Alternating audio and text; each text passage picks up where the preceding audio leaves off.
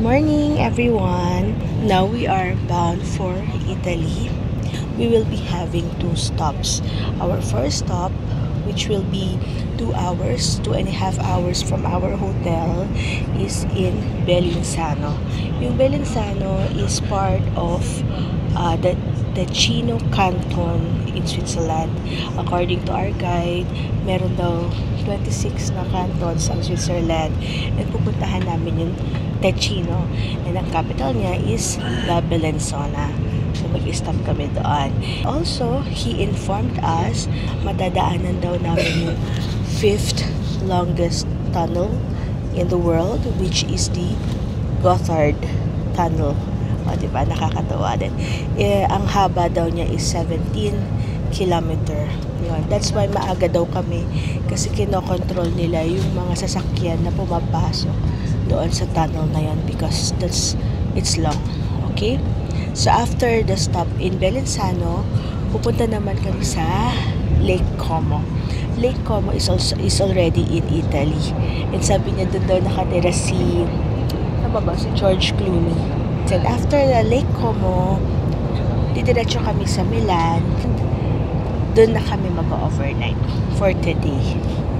Okay? So, see you there!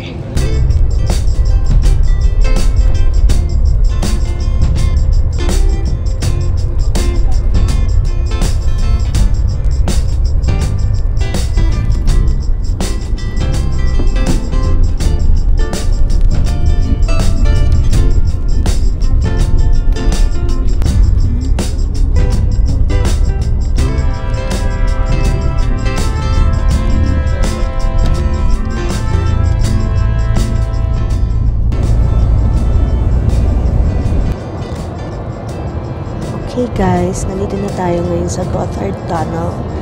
This is the 5th longest tunnel in the world, spanning about 17 kilometer. So we will be here for 30 minutes according to our guide.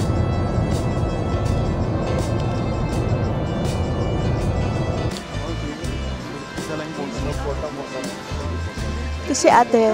Hello. Oh, may picture pa kayo sa amin, ate. Mamaya. Oo, kayo na kay Glenn. Kay Glenn na eh. Ang sabi niya eh. Oo. Facebook na lang kami. Oo. Kita tayo sa Facebook. Sige. Para pag may travel out. Sige. Italy pa naman. Ay, ano pa naman, magkakasama pa tayo. My group.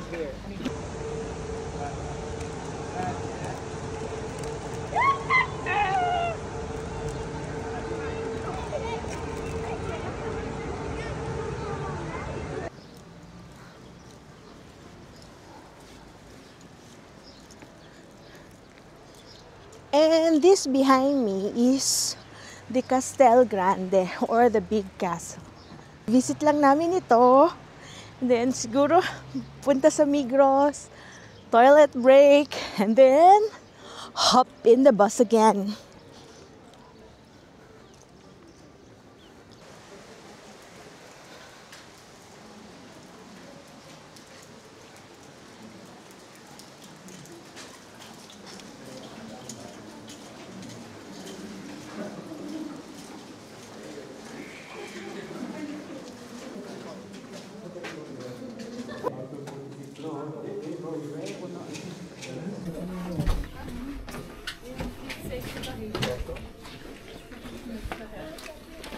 Upstairs, to the left is the garden and to the right is the market. Okay, on the gate. Okay. We're up. Hi! Yeah! Hello. Super Mario Castle, oh. Ganda ng background namin. Hindi ko lang alam kung nabibigyan ng hustisya dito sa camera. Pero sobra. By the way, we are in the Castel Grande, or the Big Castle, here in Bellinzona. This is the this is the only canton in Switzerland that speaks Italian. Hi! Ang bilis ng araw, guys. Pang 11 day na namin dito sa Europe, and huling araw na dito sa Switzerland. Mamaya lang, nandun na kami sa Italy. So, see you later. later in Italy and by Switzerland. Ayun guys, puro halos nasa bus lang kami today. So after dito sa castle, maglilibot-libot kami sa baba, and then after that punta na kami sa Como. Doon kami magla-lunch. Then after namin mag-visit doon, punta na kami sa Milan.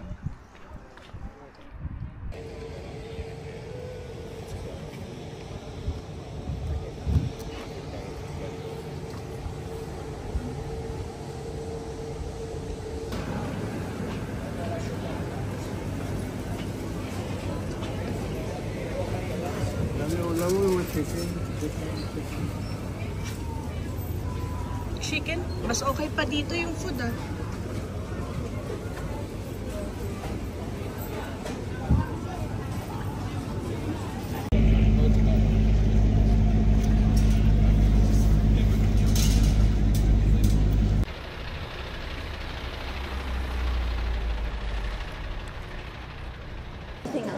Pagod na. Hello! Welcome. Layo nang nilakad na natin. Welcome to Italy. We are here at Lake Como. Meron kaming 2 hours dito para mag-lunch. Also take pictures, go to the toilet. Ngayon, pupunta kami sa church.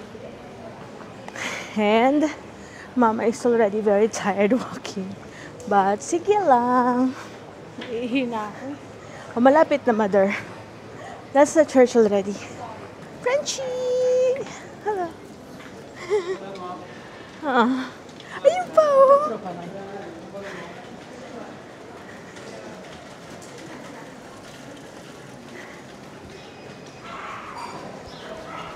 Kanda ko yung Frenchie.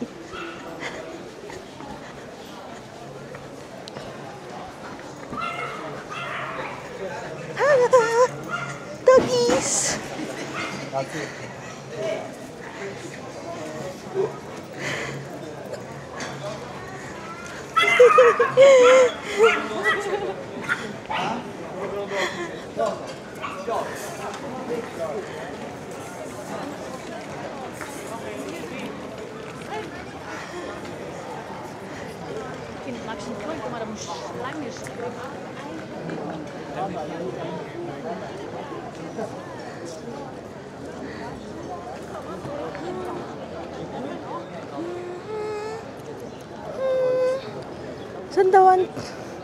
Saan daw ang toilet? Thanks, si Mama.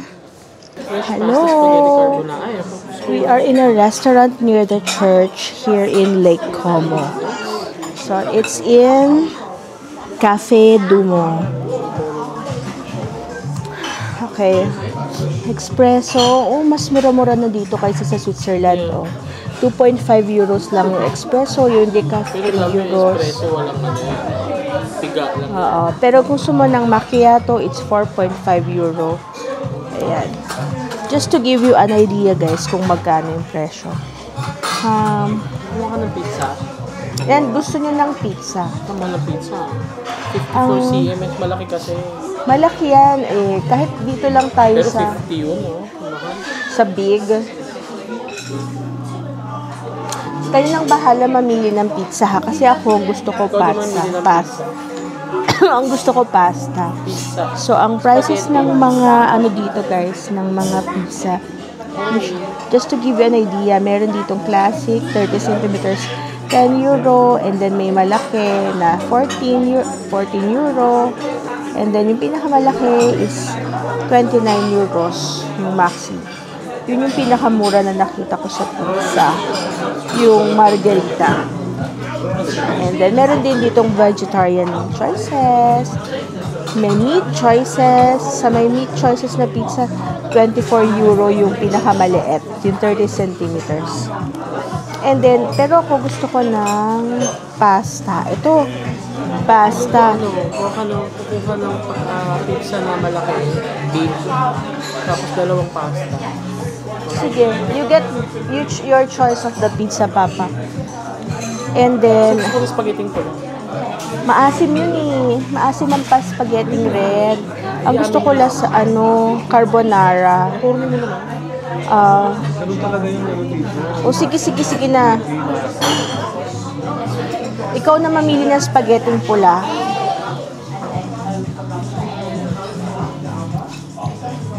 Fresca. Would you like some water, maybe, for now? Yeah. Okay, please. Water. Still or sparkling? Aha. Natural gas. Still or sparkling? Still.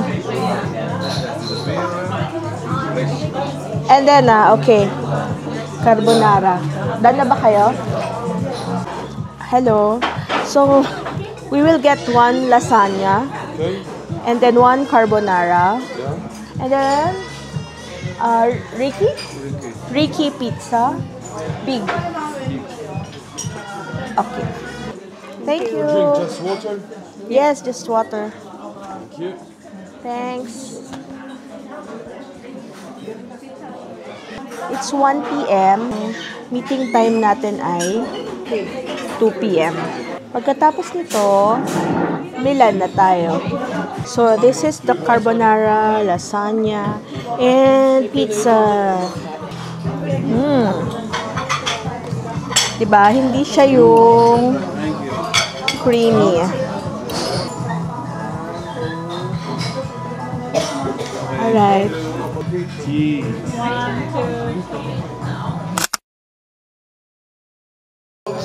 Thank you. Sarap yung carbonara. Ano siya? Tama yung alam ko na ano siya, hindi siya yung ma-creamy na tarang sa atin. Hindi siya sa egg, yung cream niya. Kaya hindi siya yung parang sa ating magatas. Sarap. Sakto lang yung lasa. Sarap.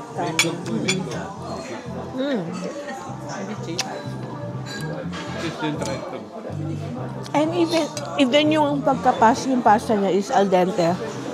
Egg-based din. Masarap yung pasta niya eh. Al dente. Hindi naman siya yung sobrang matigas. Sakto lang talaga siya for me. Mas ito namang lasagna. Ganon. Pizza naman pala. Ang laki ng pizza, guys. Actually, kahit yung pizza lang in-order namin, pwede na sa amin lahat yun.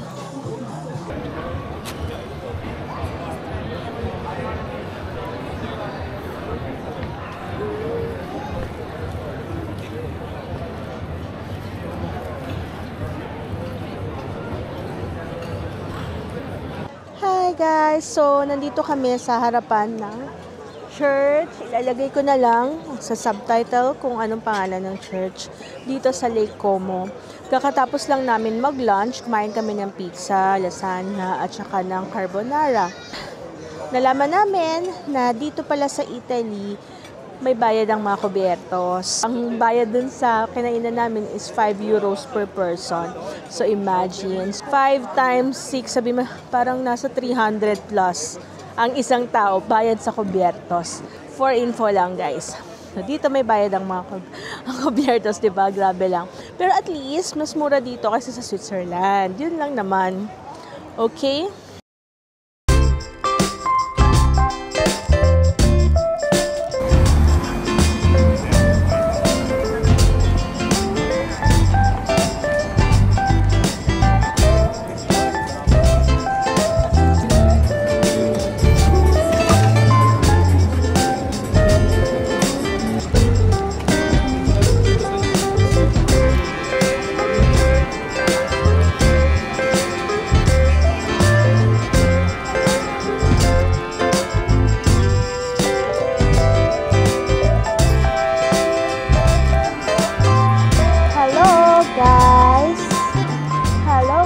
We're now in Milan. So, it's 4:17 p.m. Medyo malayo yung pinarkan namin kasi nahirapan yung driver namin maghanap ng paparkan dito. Malaki yung bus namin kasi. And alam niyo naman, dito sa Milan, syempre, ang dami ding tourists. Maglalakad kami papunta dun sa Duomo di Milano or yung Milan Cathedral. Yun yung sikat dito, guys, di ba? Milan Cathedral. Pahinga muna kami dito kasi mga mahigit 1 kilometer din ang lakad. Eh, syempre, kasama natin si Modra, ayan, tsaka si Glenn, pagod-pagod na yung mga tao. And dito guys, medyo mas mahirap makahanap ng CR. So, merong mga public toilet kami nakita, yung mga parang portalet lang sila. Hindi tulad sa ibang mga napuntahan namin. Kung gusto mo mag-CR dito, kailangan mong kumain, umorder ng something sa cafes or sa restaurant para makapag-CR. And then, reminder guys, nandito tayo sa isang malaking city, famous city. So, ibig sabihin, maraming turista, maraming mga pickpockets at mga scammers. So, kanina lang dito may mga nakikita kaming mga nagsusuot ng mga bracelet. Yung bigla ka kanilang susuotan ng mga bracelet, tapos sisingilin ka nila, sabihin nila donation, pero malaki yung sisingilin nila sa'yo. And mind you guys, yung bracelet pag nailagay na nila sa'yo, mahirap na siyang tanggalin. Kaya, ingat-ingat tayo sa mga ganon. Yung mga bags natin, hawakan natin mabuti. Okay?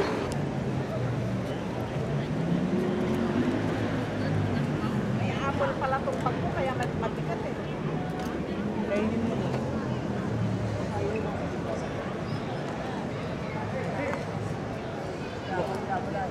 Ganyan ang picture. Kako sa souvenir.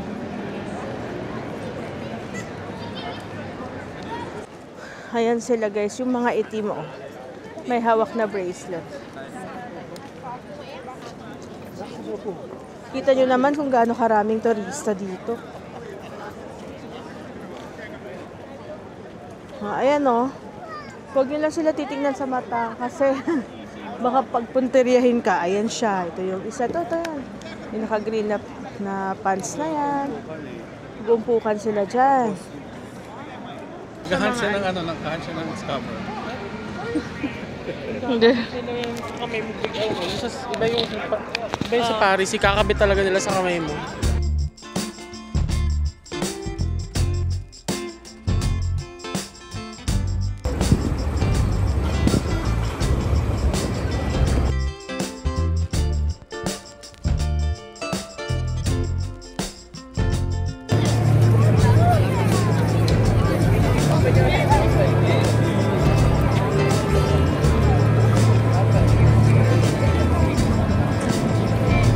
Hello everyone! Nandito na tayo sa Domo de Milano. Sobrang ganda talaga niya. Maliit lang siya dito sa camera ko, pero dito sa personal, ang laki talaga niya. Ito. Ayan guys.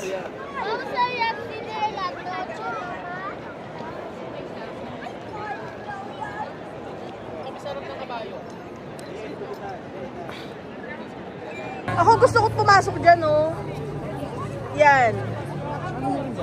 Shop, saka maganda yan. Maganda yung itsura niyan sa loob.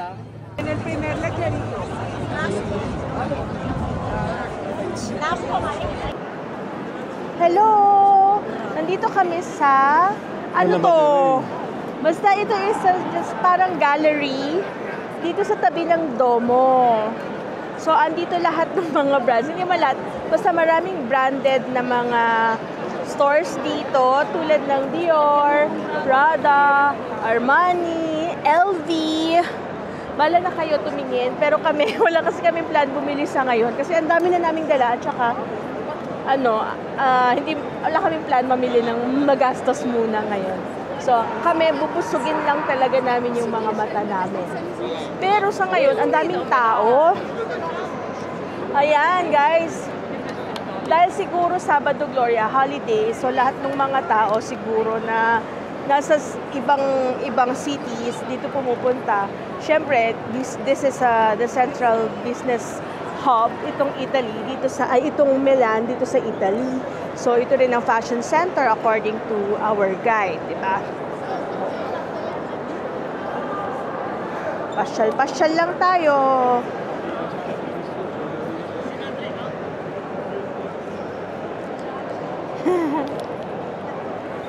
We were given only 3 hours here Actually, kulang-kulang ng 3 hours kasi maglalakad pa kami papunta dun sa parking. Eh, walang maparkingan yung group namin. Nakabus kasi kami. Punta tayo doon. Tara.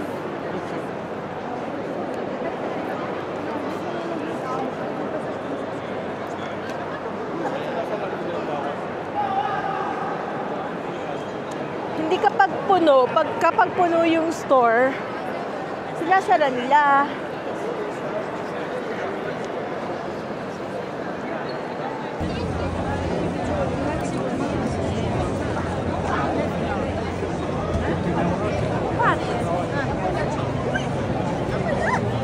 Hello guys! Finally, nandito na ulit kami sa room. Makakapagpahinga na rin after mahabang biyahe. Mahabang lakaran. Kasi ang haba ng lakad namin kanina sa Milan. Siguro, papunta sa Domo Milano, mahigit 1 kilometro. And then, pabalik, papunta sa bus ulit, is mahigit 1 kilometro ulit. Pero, okay lang sa amin. Okay, sa akin. Pero kay mama, tsaka kay Glenn na may injury. Medyo hirap sila, syempre.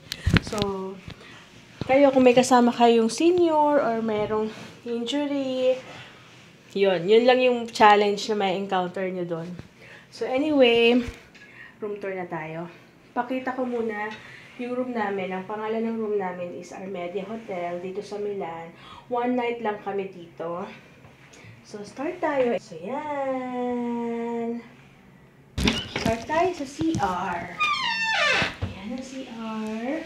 Dalawa siya, oh. Meron ditong toilet bowl and itong isa, hindi ko alam actually kung para saan to. Hugasan ba to? Hugasan ba to ng ano mo? So, ito yung dryer. Papa, meron parang dryer ng damit. Pero, I don't know kung paano ba to gumagana. Alam ko siguro pwede kang mag-dry dito. Yan. Hindi ko lang alam kung paano. Let's see later. And then, ayan, meron siyang hair dryer, towels, may hand wash, may shampoo and body wash doon, pero may upuan, ayan, shower, at bath. As usual, wala pong bidet, and wala pong toothbrush and toothpaste. So, yun po yung dadalhin po ninyo. And then, ito, meron siyang maliit na sabitan ng damit. And ito yung mirror. Hello! And then, meron tayo dito cabinet. And ito, lock. And then, ano ba to? Ano to? Hindi ko alam kung ano to. Ha? Ito, Papa? Hindi ko alam eh. Parang... Ayan. Comment na lang po kung ano to. Hindi ko alam kung ano to eh. Ref ba to? Baka ref yan. Pero parang hindi siya malamig. O hindi pa nakabukas. So, yan siya guys. TV. Meron siyang maliit na study table. May phone. And, ayan ang bed. Pagod na si Glenn eh. Kaya ayan, nakahiga na. Ito ang aming bintana. Ang aming view sa labas. So, dito, medyo mainit. Hindi namin makontrol yung aircon. Buksan na lang yung bintana kapag mainit. So, yan, guys. And then, reminder, ang saksakan dito is ganyan, yung bilog. Yan, yung bilog. So, ano yan? Ayan. Yan yung bilog, yung saksakan natin. Don't forget to bring an adapter pag pupunta kayo dito. Ganito siya, guys. Ito yung saksakan natin. Ito yung saksakan. Yan, dalawa. Ano ba to? Ay, ilaw. Yan. Yan. Okay. Ano to? Lamp. There. Okay. So, ayun, guys. Magre-rest muna kami for today. So, see you later.